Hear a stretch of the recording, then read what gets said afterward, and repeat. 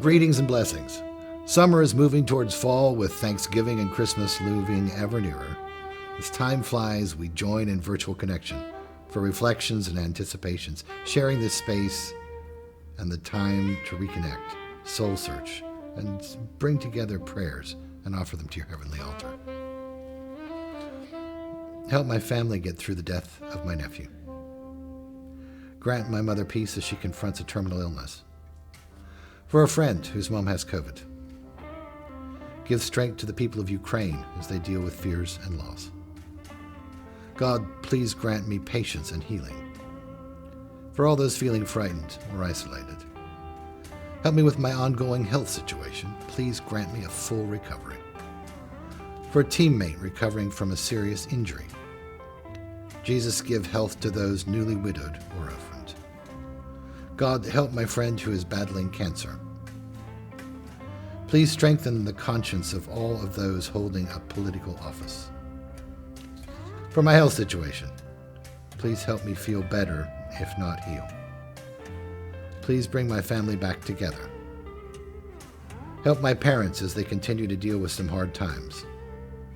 Please help a friend dealing with depression. Grant grace and hope to all those facing economic hardships. Fuel strength for families who are separated, especially by war or conflict. For success in my adjusting to new classes and for declaring a major soon. For my parents as they deal with the impacts of last week's storm. Heavenly Father, hear these prayers and those hidden in our hearts.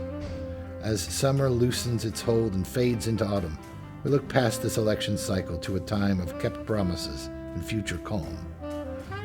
In the clean heart you have gifted to us, grant us grace, fortitude, strength, and stamina for our next chapters of doing your good and doing your right, now and always. Amen.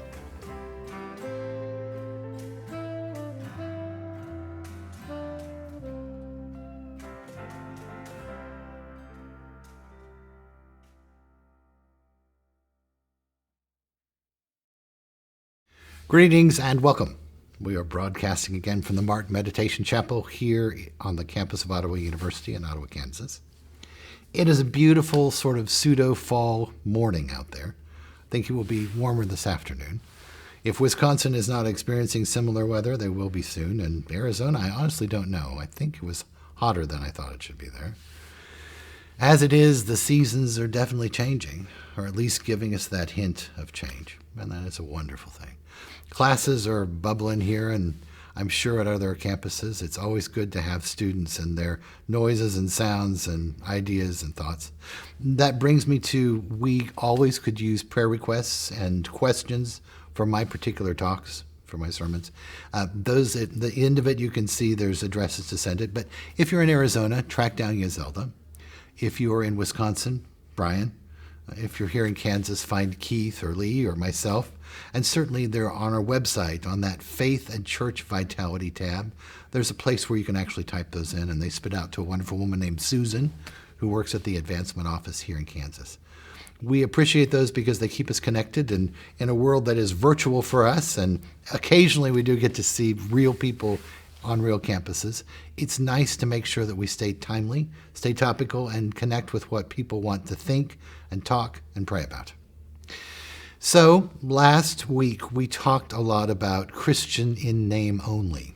It had to do with a question that I got last week, and this week I didn't get any. So we'll sort of pick up from there.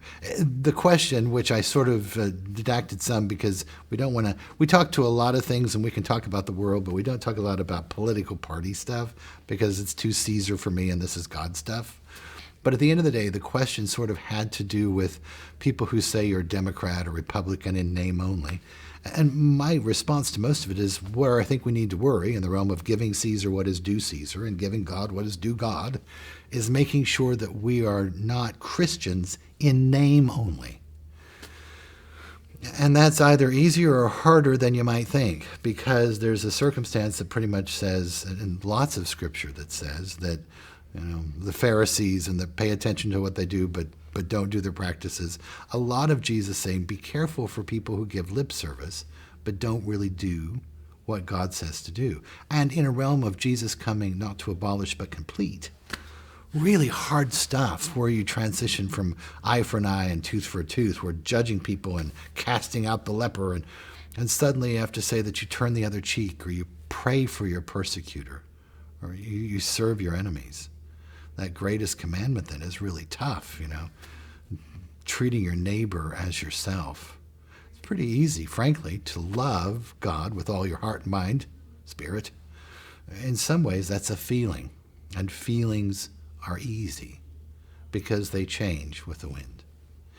What is hard for us as Christians, and Christians who are not going to be Christians in name only, is you have to contract for behaviors. And frankly, friends, you cannot contract for feelings. You can only contract with someone, with a group or an individual, for behaviors. With your fellow countrymen, with your fellow party people, with your fellow town people, with your fellow pew people, we can contract with them for behaviors. How they feel is really their business. Today in Scripture, we'll hear a couple of other things. One is that issue that we talked about the tail end of last broadcast, which is being willing to really do something. We talked about witness for your Christian faith. We talked about witness then in sort of the fashions of seeing something, witnessing it, being willing to testify about it, being called as a witness to the witness stand, and talked about the root word of that, which martera, which happens to say, I'm willing to die to stand up for what I consider truth. That could be faith, or that can be country, or any sort of storge love, that concept that you really, really care about. So with that, you have an issue within Jeremiah where there's a real problem with someone who is willing to get cast in a well and sink down into the muck. There was not water in said well, but there was enough mud that you got thrown down there and sucked into it. Willing to die a horrible death for faith. Willing to be thrown into a place and forgotten. They used to call that an oubliette, a place of forgetting. Because he spoke the truth. Because the people didn't want to hear it, because the king said, okay. And juxtaposed then is Luke talking about being watchful and ready. We don't know the hour and time. And not getting too complacent, not using too much of the speak or the privilege you would have without the rights and responsibilities. Of the servant then saying, the master's a long time coming, sort of going out and partying with his friends, not doing his work, bullying some other people, and getting caught red-handed or with his pants down or whatever. Because he lost track of the duties that needed to be done and forgot that there is consequence for shirking those things. In the realm of Christian privilege, it only comes with Christian rights and Christian responsibilities. It is a triune, as we said last week. So, hear those scriptures in their entirety. We'll come back after that. We'll sort of talk about what we're going to do to take that out into the world. We'll close with a prayer, and we'll move into another week closer to fall. Thanks again for joining us. We're glad you're here. So these officials went to the king and said, Sir, this man must die. That kind of talk will undermine the morale of the few fighting men we have left, as well as that of all the people. This man is a traitor. King Zedekiah agreed. All right, he said, do as you like. I can't stop you. So the officials took Jeremiah from his cell and lowered him by ropes into an empty cistern in the prison yard. It belonged to Malchijah, a member of the royal family. There was no water in the cistern, but there was a thick layer of mud at the bottom, and Jeremiah sank down into it. So Ebed-Melech rushed from the palace to speak with him. My lord the king, he said, these men have done a very evil thing in putting Jeremiah the prophet into the cistern. He will soon die of hunger, for almost all of the bread in the city is gone. So the king told Ebed-Melech, take 30 of my men with you and pull Jeremiah out of the cistern before he dies.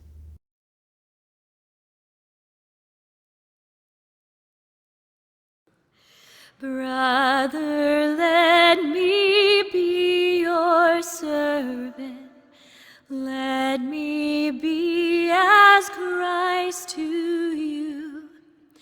Pray that I may have the grace to let me be my servant.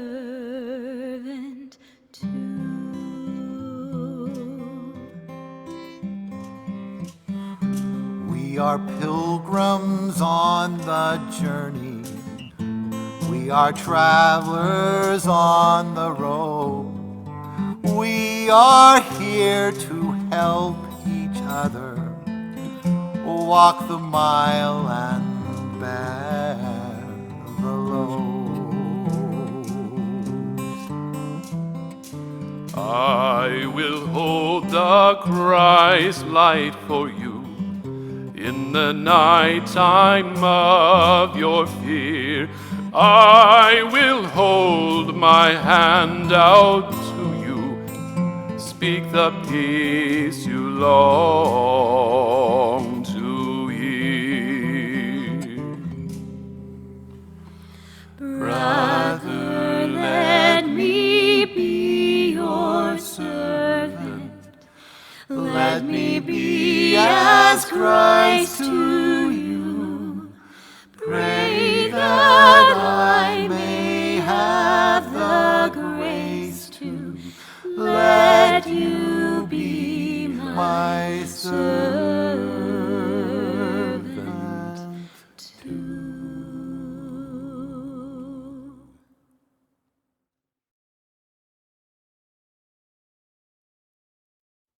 Do not be afraid, little flock, for it is your Father's good pleasure to give you the kingdom.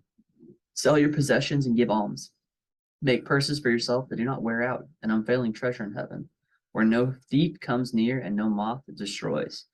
For where your treasure is, there your heart will be also. Be dressed for action and have your lamps lit.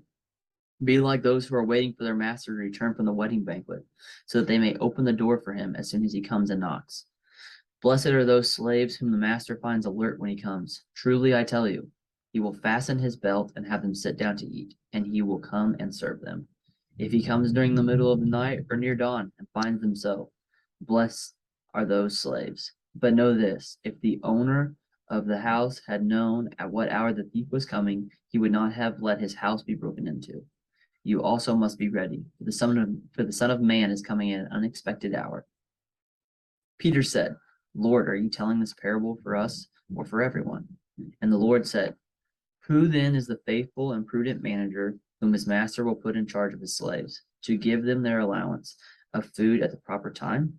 Blessed is that slave whom his master will find at work when he arrives. Truly I tell you, he will put that one in charge of all his possessions. But if that slave says to himself, my master is delayed in coming, and if he begins to beat the other slaves, men and women, and to eat and drink and get drunk, the master of that slave will come on a day when he does not expect him, and at an hour that he does not know, and he will cut him in pieces and put him with the unfaithful. That slave who knew what his master wanted, but did not prepare himself or do what was wanted, will receive a severe beating. But the one who did not know and did what was deserved, a beating, will receive a light beating. From everyone to whom much has been given, much will be required. And from the one to whom much has been entrusted, even more will be demanded. So, Christian in name only. I struggle a lot with that definition. We've talked a lot about the philosophy of the Fredrickson Center. In fact, in seasons past, we've actually shown broadcasts of Roger Fredrickson, the namesake, talking about the broad table that God sets, and that we are sort of ambassadors, the maitre d's at that table, and we invite people there who don't have to agree in faith or really with anything, except to come together and to sort of commune, to join in community. So a huge amount of diversity at a table. I have always been pretty pleased with having in my world a pretty rich mix of people with different faiths and philosophies. And certainly even the guiding teams that help me here with Fredrickson stuff, some of the folk on the team are not Christian. In fact, some of the folk who are on the teams have some real questing within faith in general. They would declare that they're still sort of faith shopping. We have people in our world that are Jewish. We have people that are Muslim. I love that. Where I struggle the most, I have recognized in recent years, is for people who are Christian in name only. I have a real problem with people who say God hates.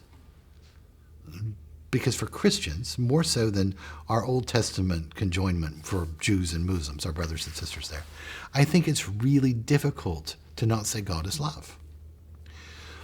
It is a struggle for me to pray for my persecutors. And frankly, I don't know that I always do. I don't have a lot of persecutors, but I sure have people that annoy me.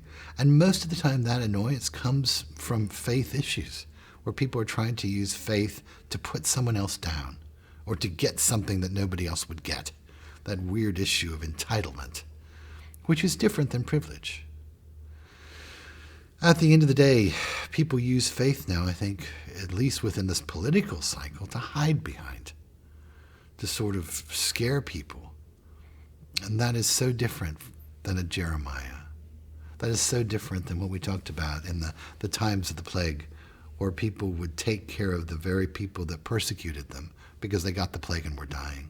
They had so much faith and so much desire to prove to Jesus that they got that message, that they literally would not just pray for their persecutors, they would nurse them as they died and expose themselves to the same thing that was killing them.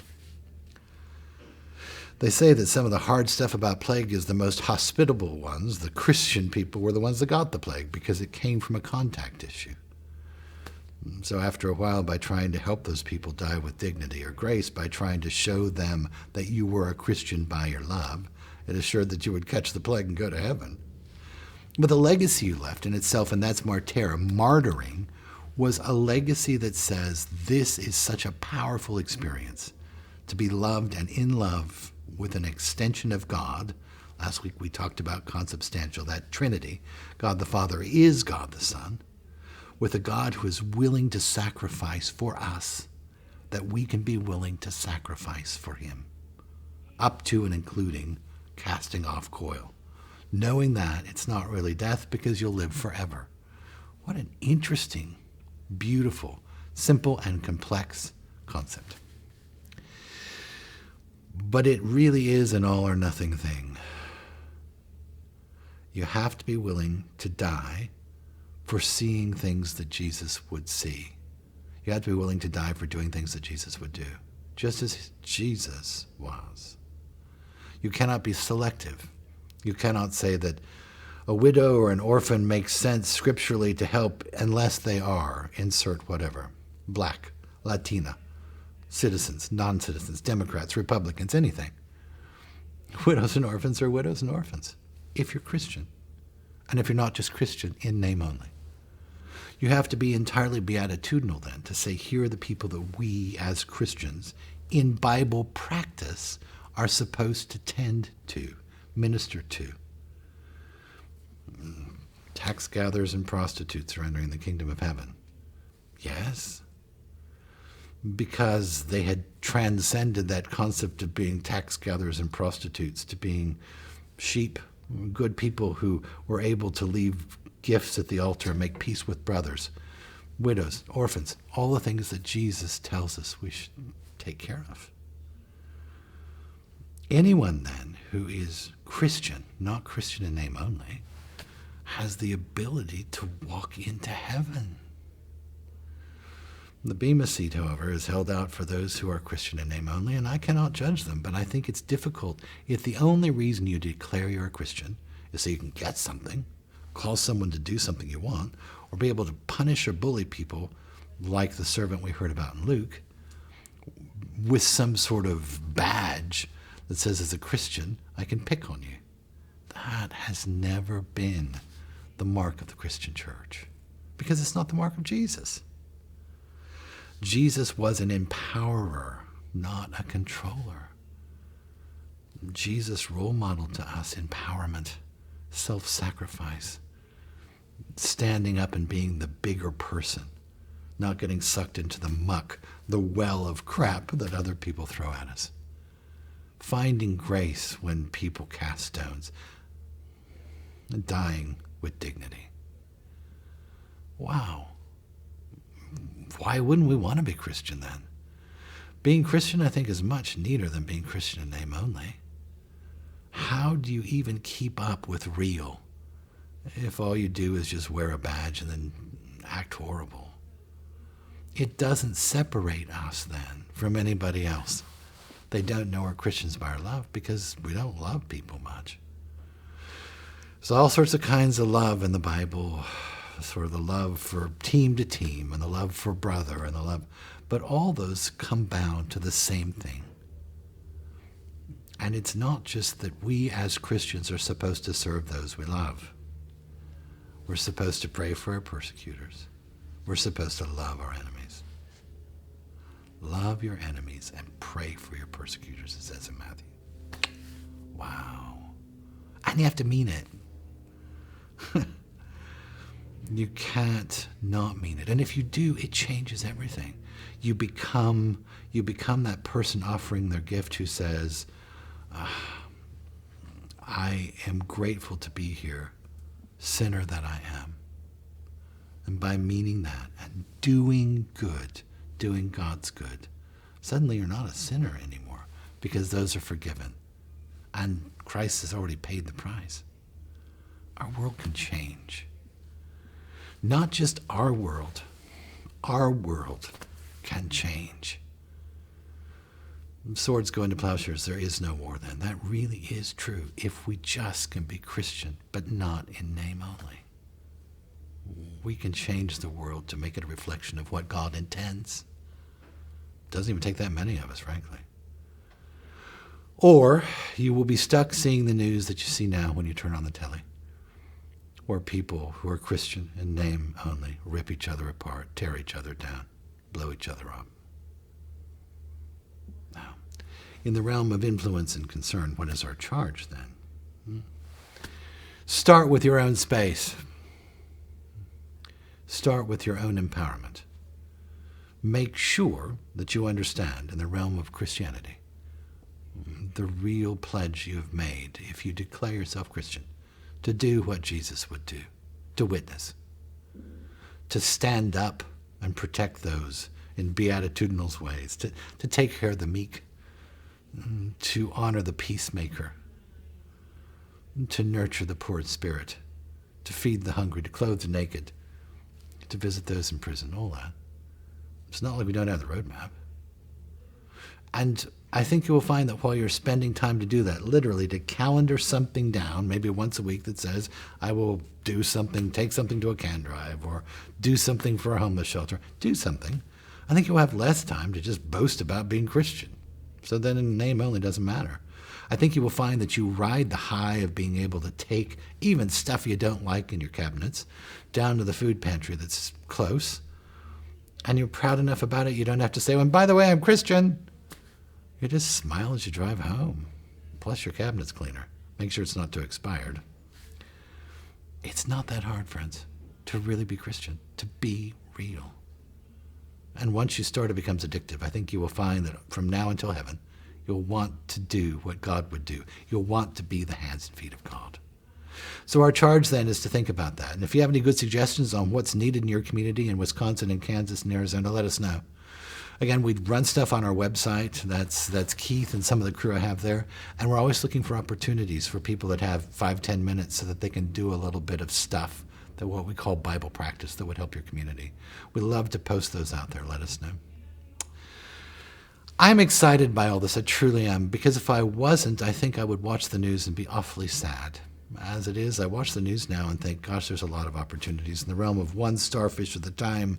How do we make things better? And we really can make things better, big and small. But a lot of smalls equal big. And I'm glad to be partnering with all of you because I feel like I've got a great crew of people, and together we can make a real difference. We can make a difference in being real Christians and not just in name only. Let's close out with prayer. Oh God, how can being Christian be so easy and so hard? How can it feel so natural and violate so much our natural tendencies? How can you have the faith in us that we can transcend the anger, the fear, the frustrations that we feel and come to that placid place where we can just be in love with you?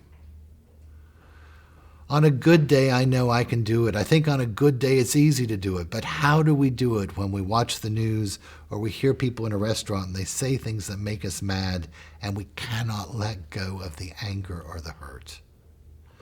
How do we make peace with people that we don't want to? How do we really pray for our persecutors when they really are people that annoy us and we would like to just walk the other way? How in the world can we love our enemies? How do we do it when Jesus did it and got crucified for it and we're not God? It is not that we doubt our faith in you, but sometimes we doubt your faith in us. Help us then to not doubt your faith in us. Help us to let go and let God and know that in you all things are possible. And if we can merely have the confidence and the faith that you have in us, in our ability to do what Christ would do, to love, to pray, to aid, that the world truly can transform into the kingdom you would ask us to build. Help us to believe that. And help us to see the part that each one of us can play in that, so that together, holding hands and praising your name, we can lift our arms up and watch the magic happen as the world heals and solves and cures. Help us heal the world before it's totally broken and you have to come back and fix it. And give us the joy in it so that we can smile when the odds are big, wonder whether or not we really can handle it, and rejoice in the fact when you help us prove that we can truly do your will. We ask this in your name. Amen. Shepherd me, O God, beyond my wants, beyond my fears, from death into life.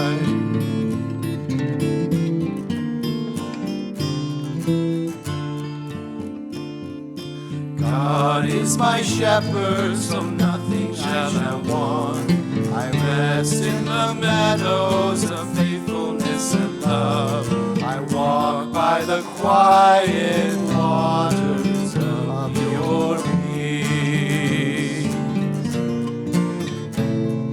Shepherd me, O God, beyond my wants, beyond my fears, from death into life.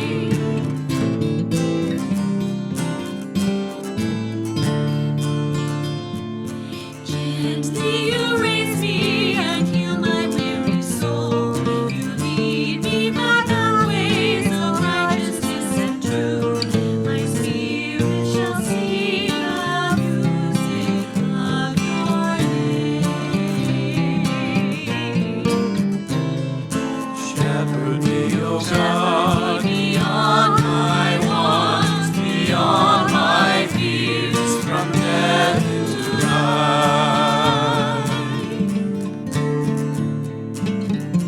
You have set me a banquet of love in the face of hatred, crowning me with love beyond my power.